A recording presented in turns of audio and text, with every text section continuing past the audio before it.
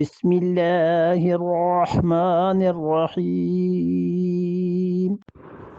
وَإِلَٰهُكُمْ إِلَٰهٌ وَاحِدٌ لَا إِلَٰهَ إِلَّا هُوَ الرَّحْمَٰنُ الرَّحِيمُ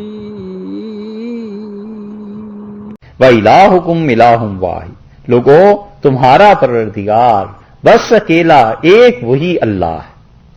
یہ ہے توحید کے دعوے کا اعادہ یہاں سے، اور یہ اسی لیے قرطبی نے یہاں پہنچ کے لکھا ہے۔ قرطبی رحمۃ اللہ علیہ بڑے مفسر تھے، اندلس قرطبہ کے رہنے والے تھے۔ قرطبی کہتے ہیں کہ اسی لیے اللہ نے اتنے سخت الفاظ استعمال کرنے کے بعد اپنی وحدانیت کا ذکر کیا ہے کہ یہودی خدا کی توحید کو چھپاتے تھے، اللہ کے ایک ہونے کی گواہی کو چھپاتے تھے نا، تو اللہ تعالیٰ نے فرمایا ان پہ لعنت ہو۔ رسول اللہ صلی اللہ علیہ وسلم کی رسالت کو چھپاتے تھے، اللہ کی توحید کو چھپاتے تھے، قبلے کی جو تبدیلی ہوئی ہے اس کا مذاق اڑاتے تھے، حد ہو گئی۔ اللہ نے فرمایا لوگو تمہارا پروردگار ایک ہی ہے، لا الہ الا ہو، اس کے علاوہ کوئی الہ نہیں، الرحمن الرحیم، بلا بے حد و حساب مہربان کرنے والا، بار بار رحم فرمانے والا۔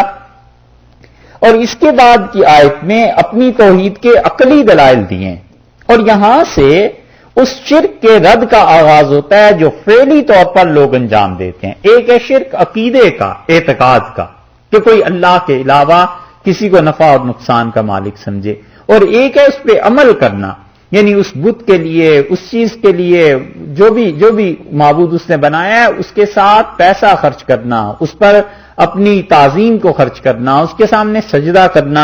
اللہ نے ان چیزوں کا رد کو یہاں سے شروع کیا ہے۔ تشریح تو انشاءاللہ کل آ جائے گی، لیکن اس آیت کے بعد آہستہ آہستہ بات اب ادھر کو چل رہی ہے کہ شرک فعلی کی نفی کی جا رہی ہے، کہ اپنے افعال میں بھی شرک کو نہیں داخل کرنا۔